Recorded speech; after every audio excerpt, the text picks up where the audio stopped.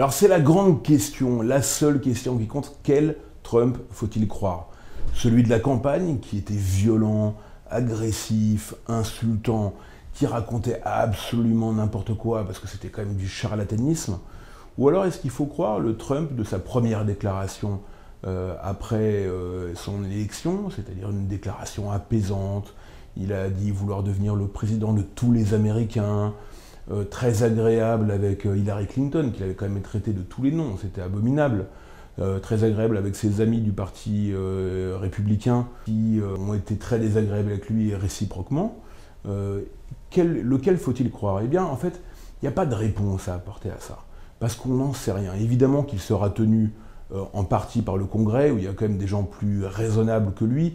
Évidemment que lui est un imposteur, donc il ne pensait probablement pas tout ce qu'il disait, il a joué avec les électeurs, donc on peut penser, en tout cas il y a des raisons de penser qu'il sera un peu moins fou, un peu moins insultant, un peu moins excessif, un peu moins extrême que ce qu'il n'était pendant la campagne.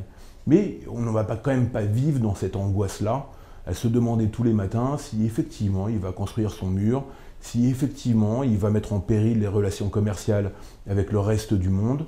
Et on ne va pas vivre dans cette angoisse-là. La seule réponse utile, intelligente à apporter à tout ça s'appelle l'Europe.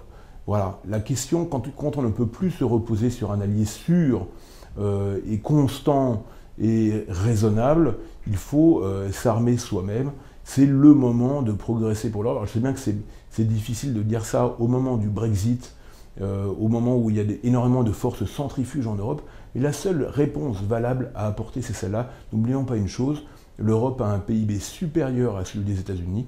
Aujourd'hui, c'est un géant économique, c'est un nain politique. Il est temps d'y remédier, il n'y a pas d'autre solution.